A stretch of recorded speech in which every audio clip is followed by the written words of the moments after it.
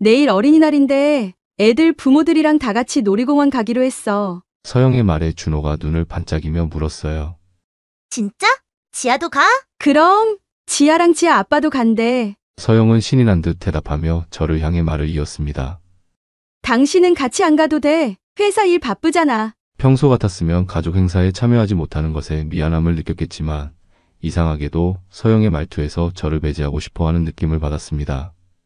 특히 밝게 웃는 표정이 왠지 어색하게 느껴졌어요. 안녕하세요. 특종실화 채널입니다.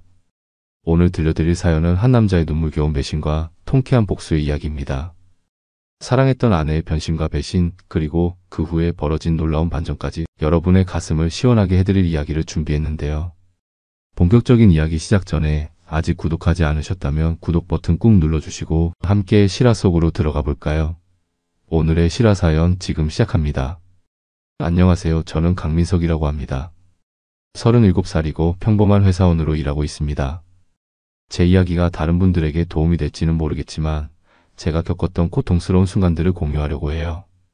결혼 10년 차였던 저희 부부는 겉보기엔 정말 행복했어요. 아내 이서영은 36으로 전업주부로 우리 가정을 돌보고 있었고 아들 준호는 올해 초등학교 2학년이 되었죠. 평일에는 바쁜 회사 일로 가족과 시간을 많이 보내지 못했지만 주말만큼은 온전히 가족을 위해 시간을 내려고 노력했습니다. 준호와 자전거를 타러 가기도 하고 서영이와 함께 영화를 보거나 맛있는 식사를 하러 가기도 했어요. 그런 소소한 행복이 모여 우리 가정을 지탱해 왔다고 생각했습니다. 얼마 전부터 준호가 새 친구를 사귀었는데 그 아이 이름이 지아였어요. 같은 반 친구인데 성격이 참 밝고 활달해서 준호가 금방 친해졌다고 하더군요.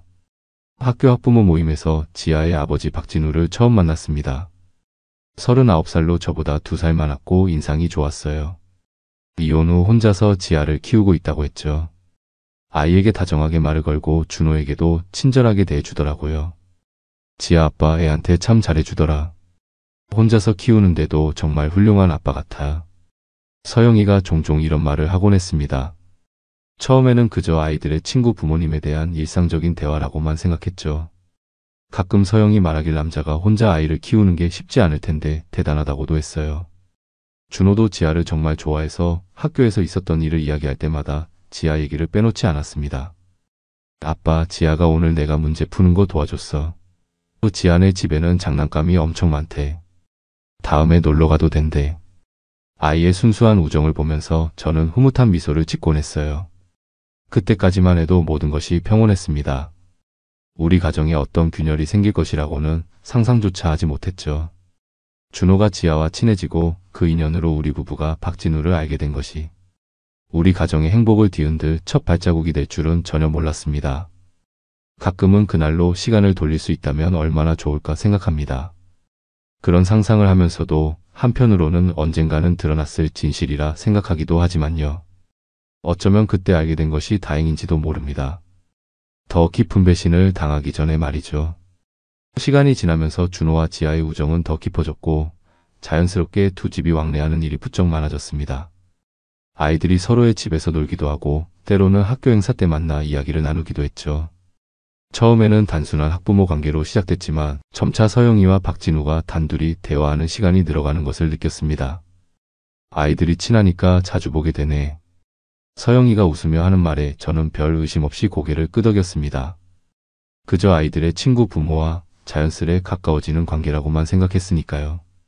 하지만 어느 날부터인가 서영의 변화가 눈에 들어오기 시작했습니다.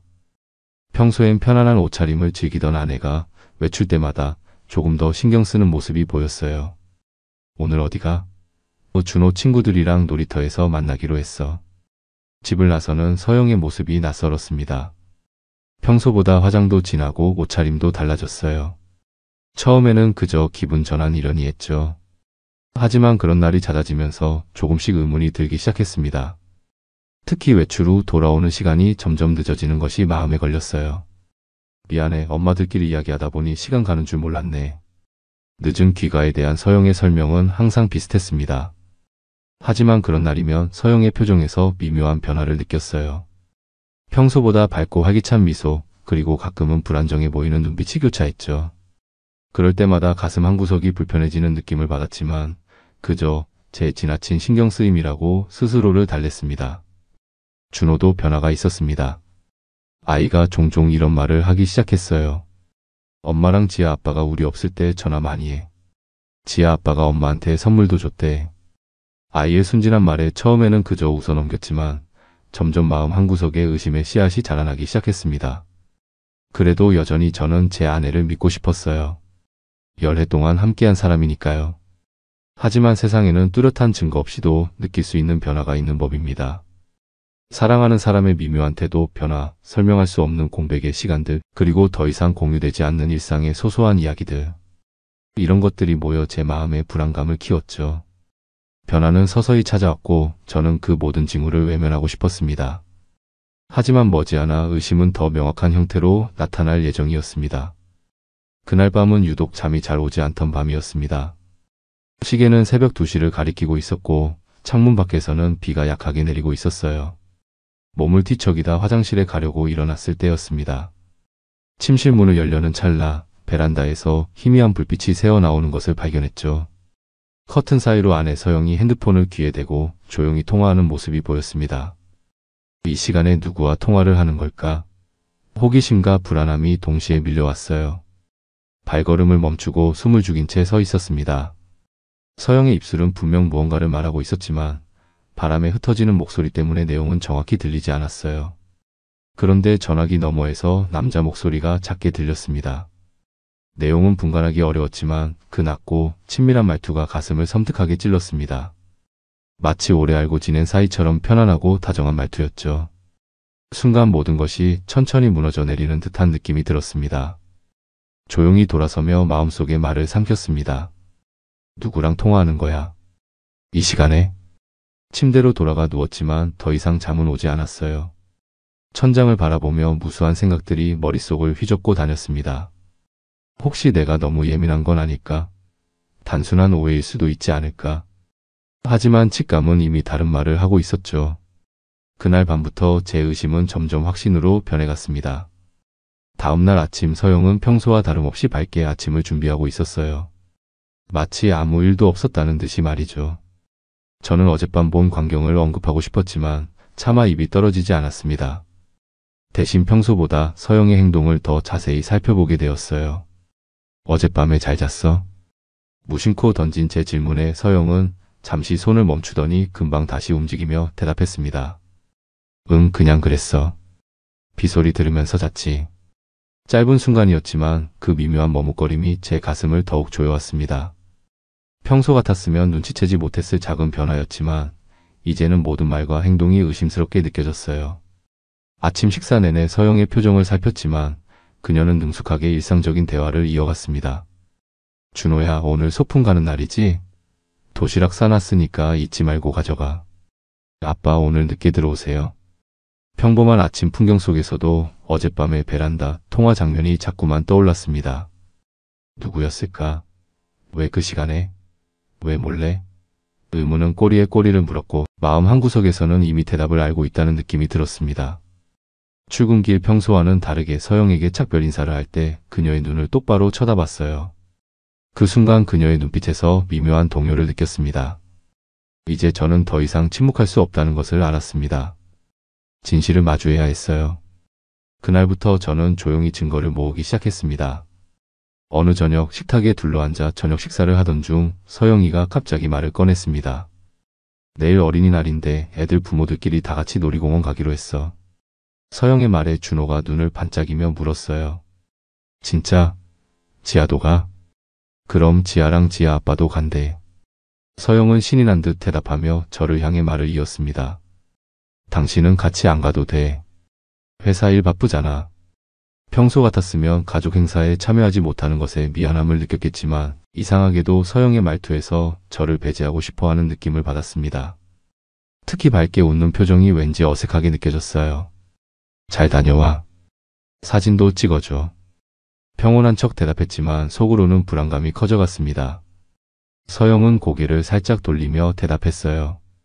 그냥 애들이랑 놀기 바빠서 안 찍을 수도 있어. 번거롭잖아. 평소라면 가족 사진 찍기를 좋아하던 아내가 갑자기 사진 찍는 것을 꺼리는 모습이 이상했습니다. 말로는 표현하지 않았지만 직감적으로 무언가 잘못되고 있다는 느낌이 들었어요. 식사 후 준호가 잠든 사이 아내의 핸드폰을 슬쩍 살펴볼 기회가 있었습니다.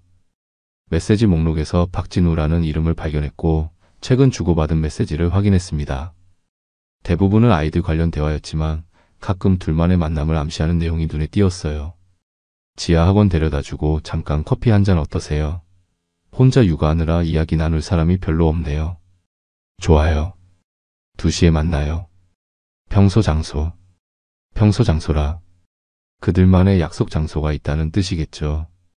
그리고 혼자 육아하느라라는 문구가 왠지 마음에 걸렸습니다. 박진우의 이혼 상황이 서영에게 동정심을 자극했던 걸까요? 아니면 그것이 서로를 가까워지게 만든 요소였을까요?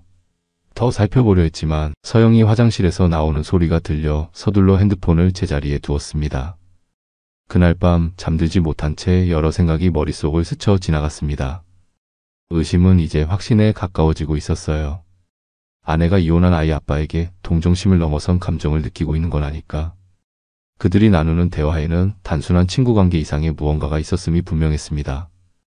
다음날 아침 서영은 평소보다 일찍 일어나 준비를 서두르는 모습이었습니다. 평소와는 다르게 화장도 신경 써서 하고 옷차림도 좀 더 꾸민 듯 했어요. 출근 준비를 하는 제 앞에서 서영이 갑자기 말했습니다. 참 얘기 있어. 다른 애들이 아파서 못 간대. 어쩔 수 없이 지아내랑만 가야 될 것 같아. 그 말에 저는 순간 가슴이 철렁 내려앉는 느낌이 들었습니다. 하지만 최대한 태연한 척 대답했어요. 그래. 그럼 지아네 가족이랑 우리만 가는 거야? 응. 지아랑 진우씨 그리고 우리. 순간 머리가 하얘졌지만 아무렇지 않은 척 고개를 끄덕였습니다.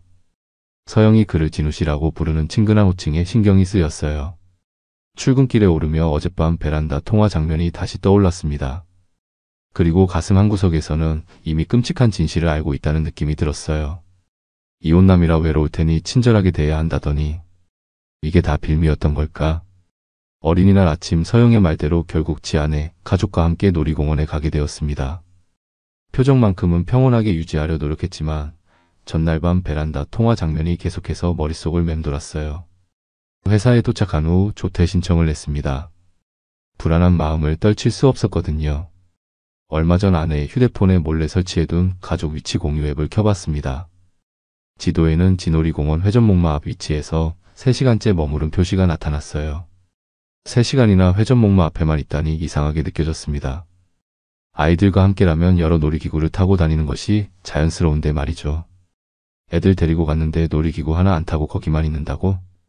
속이 뒤집힌 채 차를 몰고 놀이공원으로 향했습니다. 차 안에서 혼잣말처럼 중얼거렸어요. 무슨 일이 벌어지고 있는 거냐? 놀이공원에 도착해서 인파 사이를 뚫고 회전목마 근처로 향했습니다. 그리고 그곳에서 마주친 광경에 가슴이 무너져 내렸어요. 회전목마 주변 벤치에 앉은 서영과 박진우. 지아와 준호는 회전목마를 타고 있었고 두 어른은 다정한 표정으로 마주보고 앉아 있었습니다. 멀리서 지켜보니 박진우가 물티슈로 서영의 손등을 닦아주는 모습이 보였어요. 그리고 서영은 조금 민망하면서도 싫지 않은 듯 웃고 있었습니다. 그 모습을 보는 순간 온몸에 피가 거꾸로 솟는 느낌이 들었어요. 아내가 다른 남자와 저렇게 친밀한 모습을 보이다니. 천천히 그들 쪽으로 걸어가면서 핸드폰 녹음 앱을 켰습니다. 이제는 확실한 증거가 필요했으니까요. 조용히 그들 가까이 다가갔지만 두 사람은 저를 알아채지 못했어요. 그들은 서로에게 집중한 채 대화를 이어가고 있었습니다. 회전목마가 돌아가는 소리와 사람들의 웃음소리 사이로 두 사람의 대화가 들려왔어요. 박진우가 서영에게 다정하게 말했습니다. 저 둘 남매처럼 진짜 잘 어울리지 않아요. 서영은 그런 박진우를 바라보며 답했습니다. 진짜 우리 가족 같아 보이죠? 그 말에 가슴이 무너져 내렸습니다. 아내의 입에서 우리 가족이라는 말이 나오다니. 열애 동안 함께 지내온 제가 아닌 다른 남자와 가족이라니. 모든 의심이 확신으로 바뀌는 순간이었습니다. 그때 회전목마 위에서 준호의 목소리가 또렷하게 들렸습니다. 엄마, 지아 아빠랑 진짜 결혼할 거야? 그럼 지아랑 나는 진짜 남매 되는 거야. 그 말에 박진우는 당황한 듯 주변을 둘러보다 아이에게 손짓하며 말렸습니다. 준호야, 아까 그건 장난이랬잖아. 쉿. 순간 모든 것이 명확해졌습니다. 그들이 나눈 대화, 아이의 순진한 질문, 그리고 당황한 박진우의 반응까지. 모든 것이 제가 의심했던 최악의 상황을 확인시켜 주었어요.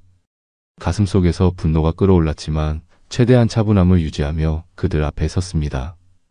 장난이라니요? 그럼. 베란다에서 전화할 땐 진심이었나 봐요, 서영 씨. 제 목소리에 서영은 뒤돌아보더니 얼굴이 하얗게 질렸습니다. 박진우도 자리에서 벌떡 일어나 저를 막으려다 멈췄어요. 두 사람의 표정에서 당혹감과 죄책감이 동시에 읽혔습니다. 회전목마는 계속해서 돌아가고 있었고 아이들은 즐거운 비명을 지르며 웃고 있었죠. 하지만 우리 세 어른의 세계는 그 자리에서 완전히 얼어붙은 듯 했습니다. 민석 씨, 이건... 박진우가 말을 꺼내려 했지만 저는 차갑게 말을 잘랐습니다. 아이들 앞에서 남의 아내 손잡고 가족 같다고요? 제 목소리는 조용했지만 말끝마다 분노가 묻어났습니다. 서영은 떨리는 목소리로 말을 이었어요. 이건 오해야. 우리는 그냥... 그래요. 잘 어울리네요. 근데 이제... 법정에서도 그렇게 잘 붙어 계시길 바랍니다.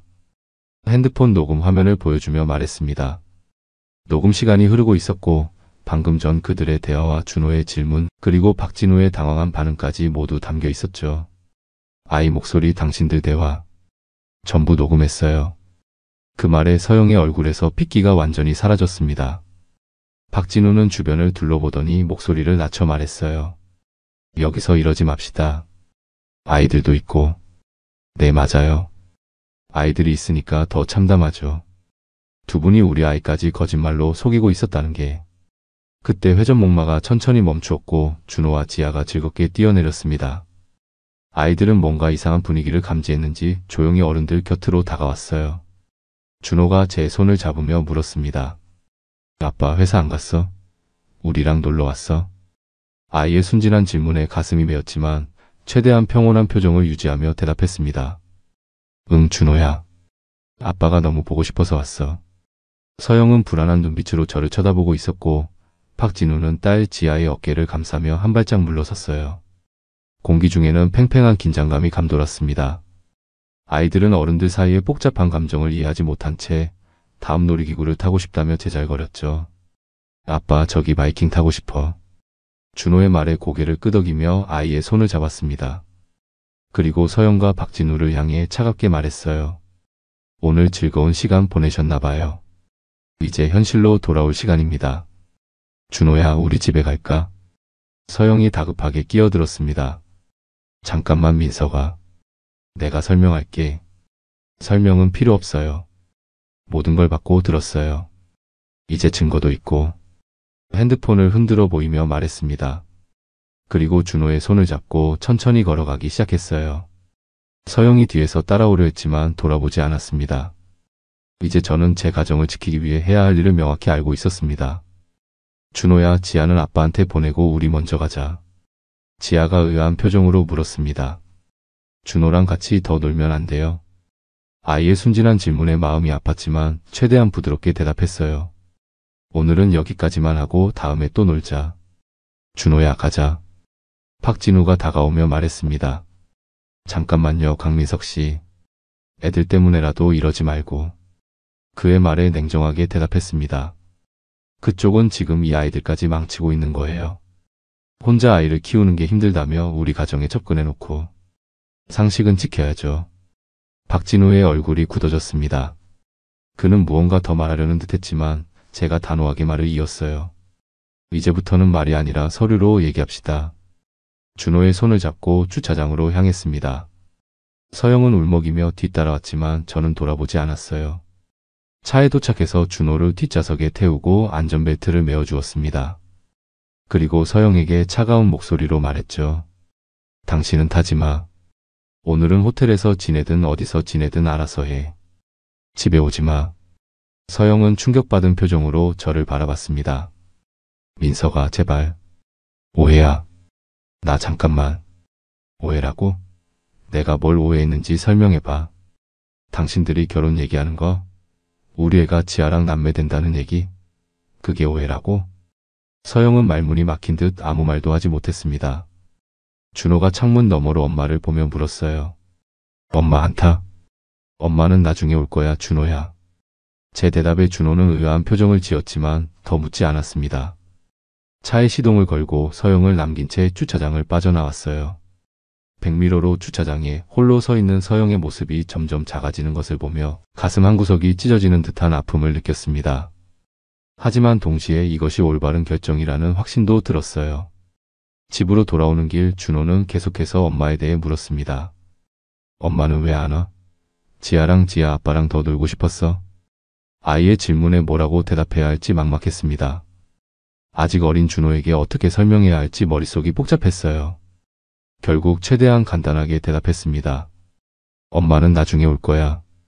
오늘은 아빠랑 둘이서 재미있게 보내자. 집에 도착한 후 준호를 재우고 거실에 혼자 앉아 생각에 잠겼습니다. 그동안의 모든 상황이 주마등처럼 스쳐 지나갔어요.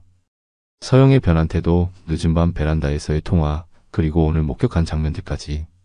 모든 것이 명확해졌습니다. 그날 밤 서영은 집에 돌아오지 않았어요.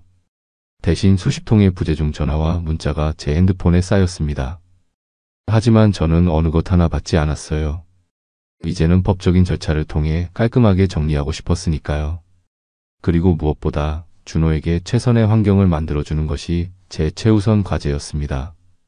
다음날 아침 준호를 학교에 데려다주고 곧바로 가정전문 변호사 사무실을 찾았습니다. 이제 돌이킬 수 없는 경계선을 넘어선 것이었습니다. 다음 주 월요일 저는 가정전문 변호사 사무실을 찾았습니다. 녹음 파일과 위치 기록, 그리고 그동안 모아둔 증거들을 모두 변호사에게 보여주었어요. 변호사는 모든 자료를 꼼꼼히 검토한 후 고개를 끄덕였습니다. 충분한 증거가 있네요. 이혼 조정 신청과 함께 상간자 위자료 소송도 동시에 진행할 수 있습니다. 얼마나 걸릴까요? 경우에 따라 다르지만 보통 몇 개월 정도 소요됩니다. 상간자 위자료는 2천만 원 정도를 청구하는 게 적절할 것 같고 이혼 소송에서는 양육권과 친권 단독 청구도 가능합니다. 변호사의 말에 심호흡을 하며 고개를 끄덕였습니다. 이제 돌이킬 수 없는 강을 건너고 있다는 느낌이 들었어요. 하지만 제 선택이 옳다는 확신이 있었습니다. 소송 절차가 시작되자 서영은 계속해서 연락을 시도했지만 저는 모든 대화를 변호사를 통해서만 진행했어요. 그녀는 여러 번 집에 찾아왔지만 문을 열어주지 않았습니다. 단 한 번 준호가 보고 싶다며 울며 불었을 때만 짧게 면회를 허락했죠. 하지만 그마저도 제가 지켜보는 가운데 이루어졌습니다. 준호는 상황을 완전히 이해하지 못했지만 엄마와 아빠가 함께 살지 않는다는 사실에 많이 혼란스러워했어요. 아이에게 최대한 상처를 주지 않으려 노력했지만 완전히 피할 수는 없었습니다. 그래도 아이의 정서적 안정을 위해 정신과 상담도 병행했어요. 법원에서의 재판은 생각보다 빨리 진행되었습니다. 회전목마 대화 녹음과 위치 기록, 그리고 손을 잡은 영상까지 불륜의 증거는 명백했어요. 더구나 준호가 들은 대화 내용은 그들의 관계가 단순한 친구 사이가 아니라는 결정적인 증거였습니다. 재판장은 서영의 변명을 들은 후에도 표정 변화 없이 판결을 내렸습니다. 피고 이서영과 박진우의 부적절한 관계는 원고의 혼인 파괴 행위로 인정됩니다. 이에 이서영은 원고에게 위자료 3천만 원을 지급하고 친권을 박탈합니다. 박진우는 위자료 2천만 원을 지급하며 아동 면접 교섭 금지 6개월 명령을 내립니다. 원고 강민석은 준호의 단독 양육권과 친권을 가집니다. 판결이 내려지는 순간 서영은 그 자리에서 주저앉아 흐느꼈습니다. 박진우는 어두운 표정으로 법정을 빠져나갔죠. 저는 가슴 한구석이 아팠지만 동시에 정의가 실현되었다는 안도감도 느꼈어요. 법원 밖으로 나오는 길 서영이 마지막으로 저에게 다가왔습니다. 민석아, 정말 이렇게 끝내야 해? 준호는? 우리 아이는? 차갑게 그녀를 바라봤습니다. 당신이 끝낸 거야. 우리 가정을, 준호의 행복을, 모든 것을. 혼자 아이 키우는 사람한테 연민을 느끼는 척하더니 결국 우리 아이까지 희생시켰잖아. 서영은 말없이 눈물만 흘렸습니다. 더 이상 할 말이 없었던 걸까요? 아니면 부정할 수 없는 진실 앞에서 침묵할 수밖에 없었던 걸까요? 앞으로는 법원이 정한 면접 교섭권에 따라서만 준호를 볼 수 있어. 그것도 내가 있는 자리에서만. 그게 당신이 선택한 결과야. 돌아서서 걸어 나오는 제 뒤로 서영의 흐느끼는 소리가 들렸지만 더 이상 돌아보지 않았습니다. 이제 저와 준호는 새로운 시작을 해야 했으니까요. 그로부터 몇 주 후 이사를 준비하며 집안 정리를 하던 중에 서영의 일기장을 발견했습니다. 망설이다가 결국 펼쳐보았어요. 그 안에는 서영이 박진우를 만나게 된 과정과 그들의 관계가 발전해간 경위가 적혀 있었습니다. 처음에는 정말 단순한 동정심에서 시작되었다고 적혀 있었어요. 혼자 아이를 키우는 아빠에 대한 연민이 점점 더 깊은 감정으로 발전해갔고 결국 그녀는 우리 가족이 되면 어떨까라는 생각까지 하게 되었다고 했죠. 그 과정에서 저와 준호에 대한 미안함도 적혀 있었지만 이미 그녀의 마음은 다른 곳으로 향해 있었습니다. 일기장을 덮으며 생각했습니다. 어쩌면 우리의 결혼은 그 전부터 이미 무너져가고 있었는지도 모릅니다. 하지만 그것이 그녀의 배신을 정당화할 수는 없었어요. 선택은 항상 자신의 몫이니까요. 위자료로 받은 돈을 준호의 교육비로 따로 저축해 두었습니다. 그리고 새로운 집으로 이사해 아이와 함께 차근차근 새 생활을 시작했어요. 준호는 가끔 엄마를 그리워했지만 시간이 지날수록 점점 적응해가는 모습을 보였습니다. 박진우는 지아를 데리고 다른 지역으로 이사했다는 소식을 들었습니다. 아마도 이곳에서의 추억과 시선들을 피하고 싶었던 걸까요? 서영은 법원이 정한 대로 한 달에 한 번 제가 지켜보는 가운데 준호를 만났습니다. 그녀의 눈에는 항상 후회와 그리움이 담겨 있었지만 이미 돌이킬 수 없는 강을 건넌 후였죠. 때로는 화가 나고 때로는 슬픔이 밀려오지만 저는 준호를 위해 강해져야 했습니다. 이제 저희는 둘이서 서로에게 의지하며 살아가고 있어요. 상처는 여전히 아프지만 시간이 지나면 조금씩 아물리라 믿습니다. 이것이 제가 겪은 이야기입니다. 누군가에게는 교훈이 될 수도 누군가에게는 위로가 될 수도 있겠지만 저에게는 인생의 전환점이었습니다. 신뢰를 저버린 사람에게 두 번째 기회는 없다는 것, 그리고 자신의 선택에는 반드시 책임이 따른다는 것을 배웠습니다. 여러분이라면 어떻게 하셨을까요? 용서하셨을까요? 아니면 저처럼 단호하게 끊어내셨을까요? 어떤 선택이 옳은지는 아무도 확실히 말할 수 없겠지만 적어도 제 선택에는 후회가 없습니다. 가장 소중한 것을 지키기 위한 선택이었으니까요.